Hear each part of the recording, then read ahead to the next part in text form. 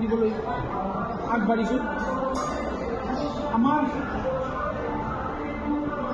ইতিমধ্যে আমাৰ বিধানসভালৈ গোটেইখিনি কথা হৈ গৈছে যে আমাৰ এই নামঘৰটো মুখ্য ক্ষেত্ৰত হৈ গৈছে।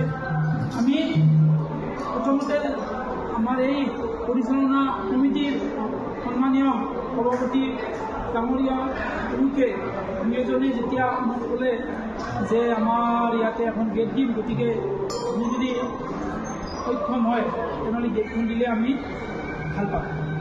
তাৰপিছত মই কোনো কথাত নাই কৰা নাই, মই ঘৰত যাই আলোচনা কৰি ঘৰৰ আমাৰ পৰিয়ালৰ ক'লে যে এইটোতো ভাল কথা, ইয়াত কৰাটো ভাল কথা হ'ব নোৱাৰে, গতিকে মই সেইকাৰণে আমি পৰিয়ালৰ পৰা এইটো ৰেডি কৰিছিলোঁ। আৰু আটাইতকৈ ডাঙৰ কথা হৈছে এনেকুৱা এটা অনুষ্ঠানত ক্ষুদ্ৰ কিবা এটা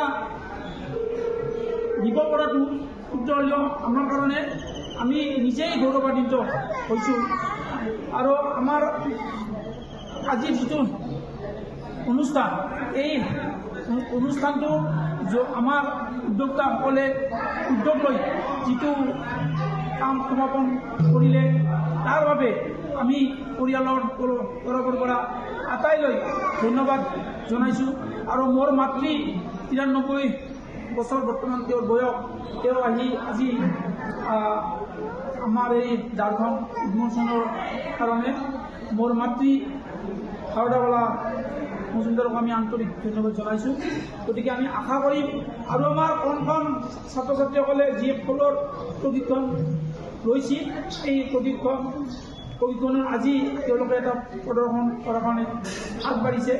আৰু আমি গোটেই বৰনগৰ বাকী ৰাইজৰ ওচৰত অনুৰোধ জনাইছোঁ যাতে আমাক এনেকৈ ভৱিষ্যতে উৎসাহ উদ্দীপনা দি আমাৰ কাৰ্যসূচীবিলাক সমাপন কৰাত সহায় কৰে। তাৰ বাবে সকলোকে আন্তৰিক অভিনন্দন তথা ধন্যবাদ জনাই আমাৰ চমু মন্তব্য সামৰিছোঁ। ধন্যবাদ।